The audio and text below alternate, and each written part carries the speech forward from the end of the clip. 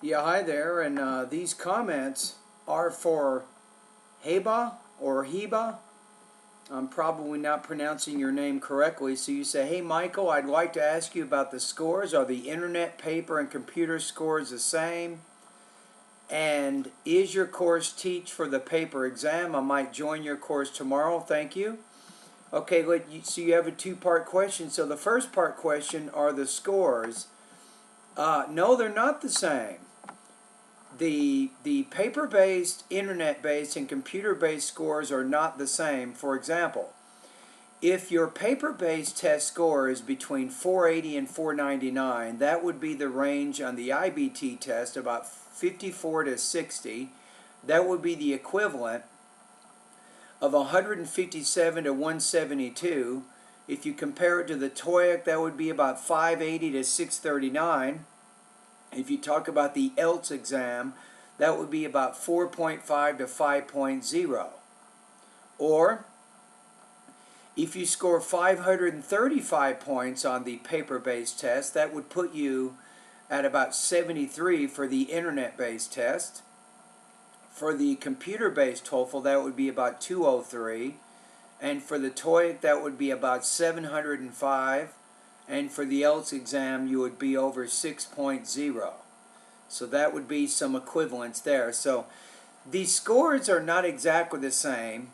So a lot of universities, if you take one of these different tests, they know what the ranges are. You can find this information at the TOEFL.org website, and these universities will look, for example, if you take the paper-based test and they are requiring the internet-based test, they'll look at what the equivalent is. Now, in some cases, many universities do not accept anything other than the internet-based TOEFL. That's all they accept. Heba. All right? So let's go to your next question. Your next question is, are the internet paper, no, is your course teach for the paper exam? I don't directly teach for the paper-based test. However, what my course does, and in some cases I do not directly teach for the internet-based test either. The majority of the focus of my lessons, Heba, is to help you improve your vocabulary, pronunciation, grammar, listening, reading, speaking, and writing sections. So I will help you improve your academic English proficiency as it relates to those areas. Now, specifically, probably the most direct aspects of my course that will help you for the paper-based test will be the vocabulary part of my course, because let's face it, as you improve your advanced vocabulary, your reading and your listening proficiencies become much better. And that means a much higher score on the paper-based test, right? Now, secondly, my grammar part of my course has hundreds, even thousands of exercises to give you practice with all of the things important to English grammar. You can focus on your sentence style and all of the errors associated with that. You can focus on your verb tenses. You can focus on punctuation and all the other areas important to your being a good writer of English. So if you go through my grammar section, obviously that will help prepare you for the grammar part of the TOEFL. Now, my reading section, I think, will be very, very beneficial for you, Heba. Is in order to improve your reading score, it doesn't really matter if you're taking the paper-based or the internet-based test, but there's 4 basic things you have to do if you want to get better. Number 1, improve your vocabulary. 2, read extensively, which means read longer books, magazines, and newspapers. Read extensively for several months for about 45 minutes each day. That extensive reading helps you to concentrate and comprehend better in the language. Number 3 is you want to familiarize yourself with the TOEFL IBT reading test-taking strategies.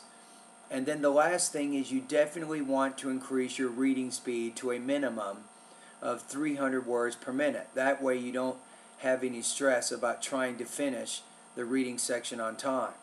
Now remember, it's not just getting the reading to 300 words a minute, but it's getting it to 300 words a minute with 80% comprehension. So my course has some excellent reading lessons and practice tests. Also with my listening section, you can practice listening to longer lectures. I don't really have any short conversations at my TOEFL website, but if you want more practice with the longer type lectures to help you with the paper-based listening, I surely have a lot of practice in those areas. So to conclude the video, I think I can tell you this: if you go through my course and you learn all of the lessons, even in my speaking and writing areas, it will help you for the paper-based test. It really will, because the more you can speak, or the more proficiently you can speak American English, the easier it will be for you to listen to what other people are saying, right? So anyway, thank you for your interest at my course. I appreciate you making a comment. And you said that tomorrow you might join my course, and you may have. I've already had 3 people sign up today already. You might already be one of them. I'll have to check my email right now. But anyway, good luck to you and all the best to your high-scoring TOEFL success.